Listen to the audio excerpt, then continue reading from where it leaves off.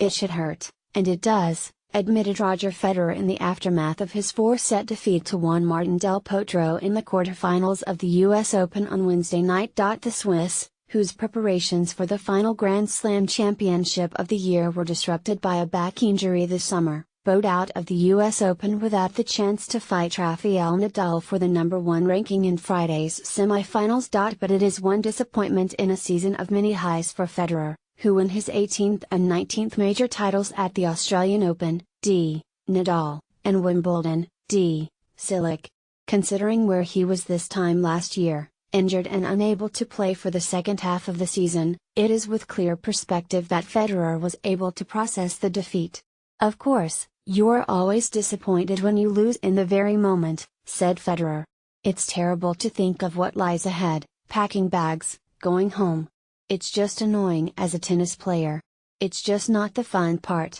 You'd rather think about how you're going to relax tonight and have a massage and think about the match, think about the great shots you hit. Now you see all the bad stuff. And it's just not so much fun. It should hurt, and it does, rightfully so. But, I think my perspective at this age and with the season that I have had is easier to grasp faster. So I'll be fine quickly. It's all a bonus at this stage," continued the 36-year-old Federer. "I've had a wonderful year. I can't win them all. You run into guys who are better than you on the night. Juan Martín fought like a lion, so it's fine there.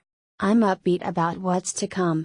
First hampered by his back-in defeat to Alexander Zverev in the Coupe Rogers final in Montreal, Federer was then forced to withdraw from the Western and Southern Open in Cincinnati in a bid to make sure he would be fit for the US Open. It denied him the chance to go up against Nadal for the #1 ranking and also sowed seeds of doubt into his mind going into the US Open. The right-hander fought his way through 2 5-setters against Francis Tiafoe and Mikhail Yuzny in the first 2 rounds, but appeared to have settled into the tournament with straight set wins over Feliciano Lopez and Philip Kohlschreiber to reach the last 8. However, Federer admitted he never felt in control of his own destiny, especially against Del Potro, who had beaten the Swiss in the 2009 final at Flushing Meadows. "It was one of those matches where if I ran into a good guy, I was going to lose, I felt," confessed Federer. "I don't want to say I was in a negative mindset, but I knew going in that I'm not in a safe place. Might have depended too much on my opponent, and I don't like that feeling. I had it throughout the tournament, and I just felt that way every single match I went into. I didn't have that feeling at Wimbledon or at the Australian Open, and that's why rightfully so I'm out of this tournament, because I wasn't good enough, in my mind, in my body, and in my game to overcome these 3 pillars. If you're missing all 3, it's going to be tough. I'm okay with it, and I tried until the very end.